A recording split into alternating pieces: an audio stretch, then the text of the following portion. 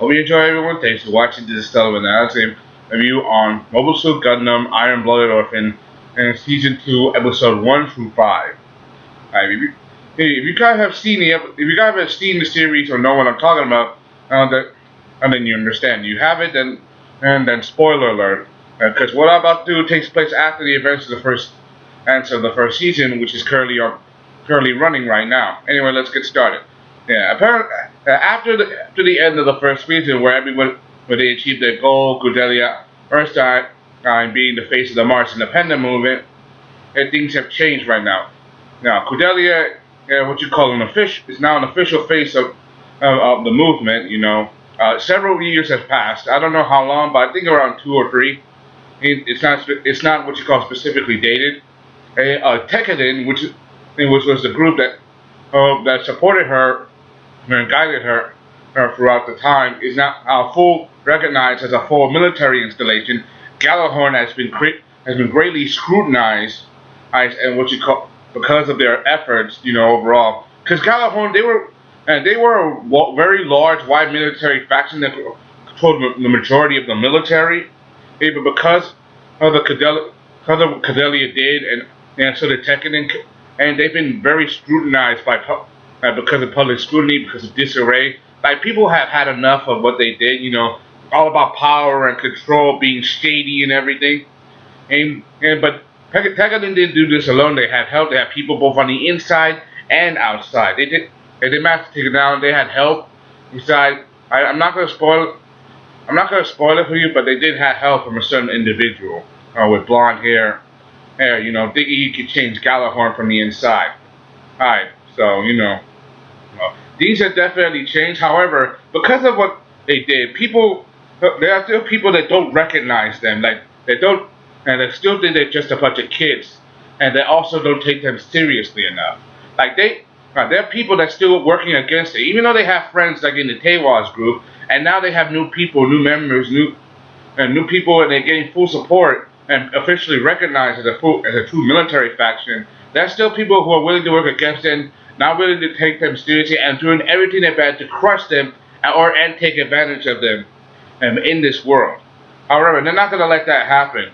With their brave leader, Orga Itsuka, and their ace pilot Mikazuki August piloting the Gundam frame Barbatos, it's not going to be easy. These two work together. Even though they take a big risk, they take a lot of risk. Overall, they're willing to do this. However, they're still discriminated against. Remember, these guys were born on Mars.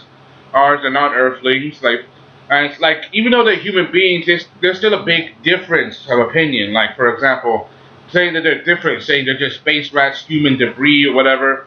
I remember, in their future, they also they go through a process called the Elena Vignana system, with those nanotechnology, which is basically a surgery to amplify one's feelings, but it's only performed on children because they're very young and their bodies are still growing. But if they do so, but if they don't, it will severely damage their body and nerves. It's implanted in their back. It's painful. It's very painful.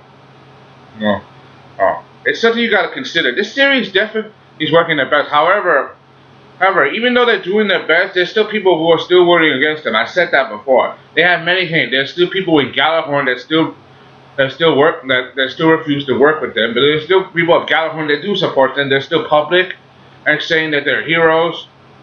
They're heroes. However, they're still willing to do whatever is necessary. That means kill. They're soldiers. Overall, they were raised in harsh environments, and they were treated like human beings for a long time. They were treated as slaves pretty much, and were worked to die, and eventually took over and branched out. Overall, it's worth a watch. The series is worth, especially the first season, because it does get emotional. They didn't get this far on their own. They had a tough road ahead of them. It was a big ride, because they had to escort Kudeila from Earth to Mars, and that's going all the way to space. And space travel could take days or worse. This is what you call a very severe moment, because doing such a thing, can be hard on the body. They have to suffer a lot, losing a lot of friends and comrades, and battles leave scars, some you can't see. They had to grow both physically and emotionally. Yeah, especially Kudeila, knowing that she had to went through everything and everything, and the rest of them, they also lost a lot of friends and comrades. I'm not gonna say who, but it were people who were very close, and they died, they suffered pain, and almost all of them got killed. But they still think. However, there are still people who are willing to undermine them and take advantage of them just to use them, to start on a new conflict, overall. I mean, these guys, they are recognized as a military factor, but remember, they're young, very, very young. Some of them some of them are children at least. So it's not so what you say. So forcing children to fight is wrong, but in their world, in their advanced world, they have no choice. Overall, things didn't work out for them. These children, they got the short end of the stick, but they survived. They survived overall pain and suffering.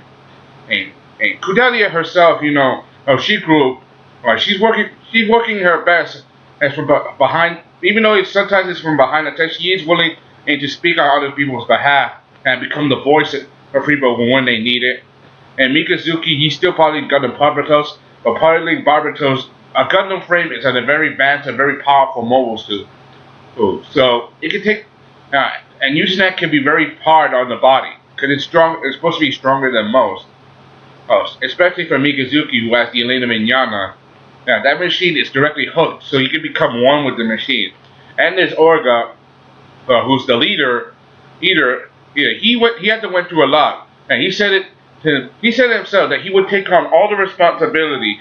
As their leader, he would take on all the suffering, all the choices that he made as the leader, even if it meant that he made missions that let some of his comrades die. He's willing to take up all the responsibility. Remember, when he started, he was young, and they looked to him as their leader. But he knows that he can't afford to be a child anymore, especially when he has to be responsible. Well, that's something you have to consider, overall, which is something I like.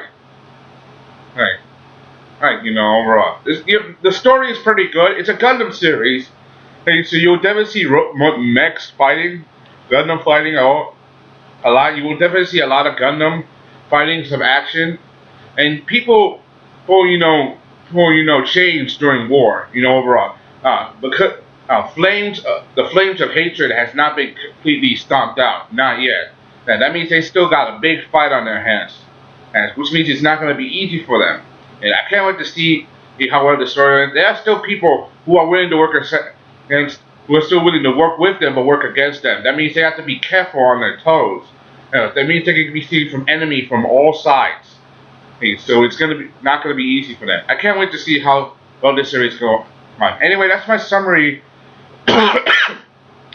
That's my summary of the first season of Iron-Blooded Orphans. The second season, episodes 1 through 5 so far. I'm gonna do a review on episode 6 next, because the series is starting to pick up. It's very good.